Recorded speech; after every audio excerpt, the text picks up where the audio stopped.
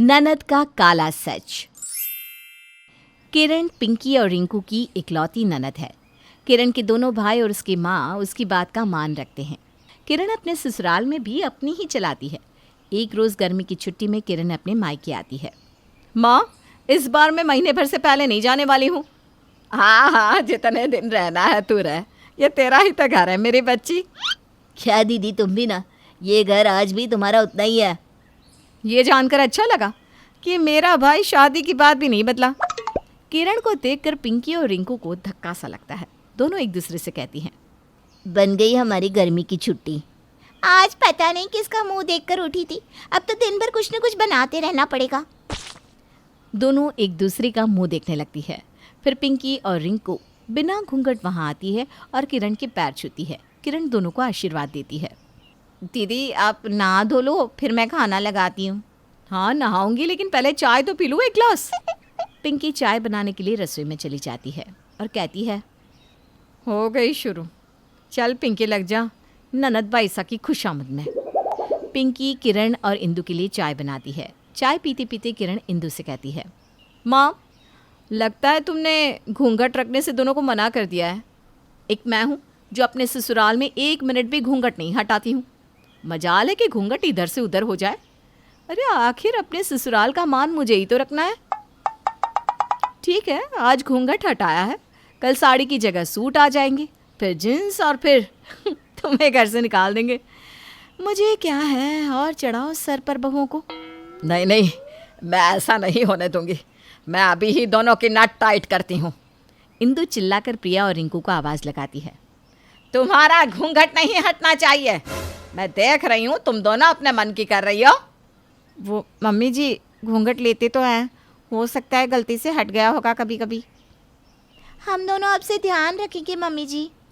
किरण पिंकी और इंदु के हर काम में नुक्स निकालती है। रात में मनीष और श्रीकांत दुकान से लौटते वक्त किरण के पसंद के रस मलाई लेकर घर आते हैं। पिंकी और रिंकू सभी को खाना परोसती हैं। दीदी, आज आपके पसंद का रसमलाई आया है। रिंकू, दीदी को रसमलाई तो दो, आखिर उन्हीं के लिए तो लाया हूँ। हाँ हाँ, पहले खाना तो खाने दो दीदी को। सब कुछ दीदी के पसंद का बनाया है आज हम दोनों ने। किरण खाने का एक निवाला खाती है और ऐसी होती है पनीर की सब्जी, कोई स्वाद ही नहीं है। एक मैं बनाती हूँ अपने ससुराल में, खाते खाते आदमी उंगलियां खा जाए। बाद में रिंकू पिंकी से कहती है, दीदी खुश हो जाए हमसे, ऐसा कभी भी हो सकता है क्या? पता नहीं क्या ही करे जिससे दीदी खुश हो जाए। अगले दिन नई वॉशिंग मशीन देखकर किरण कहती है, अरे माँ, ये कैसी मशीन ले आए तुम लोग? एक बार मुझसे पूछते, मेरे ससुराल में बड़ी वाली वॉशिंग मशीन है, वो भी जिसमें कपड़े खुद ही धुल के सूख कर बाहर आ जाते हैं, कोई झंझट नहीं। मुझसे नहीं पूछोगे तो यही होगा ना। इस तरह 15 दिन बीत जाते हैं। किरण जब देखो दिखावा करती रहती और हर बात पर अपने ससुराल और अपनी तारीफ करती। कुछ मज़ा ही नहीं आ रहा। झगड़ा बगड़ा हो तो मेरी छुट्टी में 4 चांद लग जाएंगे। किरण रिंकू के कमरे में जाकर कहती है, रिंकू, जब देखो तुम काम ही करती रहती हो। मैंने तो माँ से भी कहा, अगर तुम ना हो तो इस घर की तो दुर्गति हो जाए। अरे रिंकू, कभी खुद के लिए भी सोचा करो। देख नहीं रही हो पिंकी कैसे सच सबर कर रहती है। वो इस घर की बहू लगती है और तुम काम वाली। अरे छोटी हो, इसका मतलब ये तो नहीं ना कि तुम ही काम करती रहो बस। नहीं नहीं दीदी, पिंकी भाभी भी बराबर में मेरे साथ में काम करती हैं। हो सकता है, मुझे जो लगा मैंने कह दिया। अब कल मैंने देखा कि वो तुम्हें ऑर्डर पर ऑर्डर दे रही थी और तुम्हें 2 मिनट बैठने नहीं दे रही थी। अब तुम्हें यही अच्छा लगता है तो कर ही क्या सकती हूँ मैं। किरण वहाँ से निकलकर पिंकी के कमरे में चली जाती है। अरे बस बस बस, कभी आराम भी कर लिया करो पिंकी। जब देखो काम काम काम। तुम्हारा चेहरा तो देखो कैसा लग रहा है। क्या करूँ दीदी, अपने पर ध्यान देने का टाइम ही नहीं मिल पाता। इतना काम करने पर भी रिंकू क्या कहती है पता है? तुम बैठी रहती हो। अब भला मैं क्या बोल सकती हूँ उसको जिसकी आंखें बंद हो। रिंकू ने ऐसा कहा? वह ऐसा कैसे बोल सकती है? उसे दिखता नहीं क्या? मैंने उसे कभी देवरानी नहीं, अपनी बहन समझा, बहन। अब करे वो काम खुद से। किरण पिंकी के कमरे से मुस्कुराती हुई निकलती है। अब आएगा मजा। मुफ्त में पिक्चर देखने को मिलेगी कल।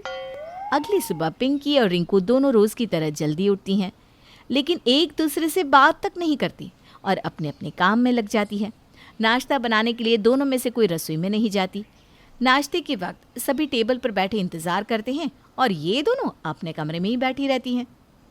पिंकी, रिंकू, कहाँ हो दोनों की दोनों? नाश्ता मिलेगा भी या नहीं? मेरी बेटी कौन सी रोज रोज आती है, बेचारी को भूख लगी है। दोनों अपने अपने कमरे से निकल कर आती है और पिंकी कहती है, आपकी लाडली बहू रिंकू बनाएगी। मैं तो ऐसे ही बैठी रहती हूँ ना, क्यों करूँ मैं अब काम? मैं भला क्यों बनाऊं? मैं ही दिन भर आराम करती रहती हूँ ना। तो तुम्हारे कहने का क्या मतलब है मैं बैठी रहती हूँ? कुछ ज्यादा ही तुम्हारी जुबान नहीं चल रही। अब आप जो समझे, जिसके मन में चोर होता है ना, वो खुद ही अपने मुंह से कह देता है। अरे चुप करो तुम दोनों की दोनों। आज दोनों को क्या हो गया है जो लड़े जा रही हो? श्रीकांत, तो बाजार से नाश्ता मंगवा ले और तुम दोनों अलग अलग करके खाना बनाओगी। दोपहर का खाना पिंकी तुम और रात का खाना रिंकू तुम बनाओगी। देखिए, मुझे तो कोई दिक्कत नहीं है, बस मुझे ना इस लड़की के साथ कोई काम नहीं करना। अरे मुझे भी कोई शौक नहीं है आपके साथ काम करने का। दोनों अपने अपने कमरे में चली जाती है। फिर मनीष बाजार जाकर नाश्ता ले आता है। पता नहीं आज दोनों को क्या हो गया है। बाबा रे, सिर पर चढ़ने का नतीजा देख लो। मेरे ससुराल में कोई ऐसा करे मजाल है, मेरी सास उसे खा जाए, और इन दोनों ने तो घर को ही जंग का मैदान बना रखा है। किरण पिंकी और रिंकू के बीच आग लगाती रहती है और अब ऐसा हो जाता है कि दोनों एक दूसरे की शक्ल तक देखना नहीं चाहती। आए दिन घर में कलेश होने लगता है। पता नहीं मेरे घर को किसकी नजर लग गई है। दिन बीतने लगते हैं और एक रोज किरण का पति राजेश उसे कॉल करता है। मैं तुम्हें कल लेने आ रहा हूँ, मुझे पता है तुम खुद तो आओगी नहीं, वहीं बैठी रहोगी। ठीक है। किरण रात के खाने के वक्त कहती है, माँ कल ये मुझे लेने आ रहे हैं। अचानक? अरे बेटा, तेरे जाने की मैंने कोई तैयारी भी नहीं की। पता होता तो कपड़े ले आती बाजार से। तो क्या हुआ माँ, तुम पैसे दे दो ना दीदी को, वो खुद ससुराल में जाकर ले लेगी। 20,000 तो एनी टाइम मेरे पास रहते हैं। मेरे पति मुझे कोई कमी नहीं होने देते, लेकिन अब माँ मन से देगी तो ले लूँगी। बड़ों के आशीर्वाद को कौन मना कर सकता है। अगले दिन राजेश शाम की जगह सुबह किरण के मायके पहुंच जाता है। राजेश को देखकर किरण शॉक्ड हो जाती है। आप अभी अचानक?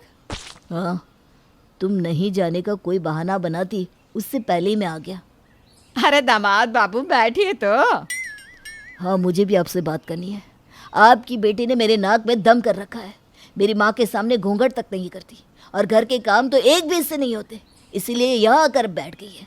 किसी के घर में आग कैसे लगाए कोई आपकी बेटे से पूछे। भाभी जी, आप दोनों अपनी ननद की बातें कभी भी सुनिएगा मत, नहीं तो आपके घर में भी आग लग जाएगी। इधर की बात उधर करती है और बैठकर मजे लेती है। चलो किरण, अपना सामान ले आओ, हम अभी चल रहे हैं। राजेश किरण को अपने घर ले जाता है और इधर किरण का भांडा फूट जाने के बाद पिंकी और रिंकू दोनों की आंख खुल जाती है। ये सब दीदी की करतूत थी। आज जीजा जी नहीं आते तो शायद हम समझ ही नहीं पाते।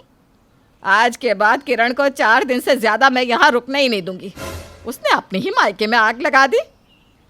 और इसके बाद इंदु अपने दोनों बहू और बेटों के साथ फिर से खुशी खुशी रहने लगी।